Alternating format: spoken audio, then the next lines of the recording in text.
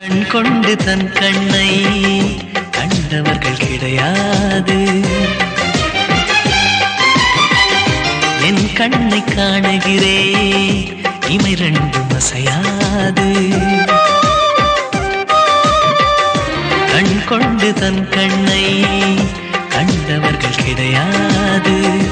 என் கண்ணை காணுகிறே இமை ரெண்டும் அசையாது. குயில் இசை கேட்டவள் இன்று குயில் முகம் பார்க்கிறாள்.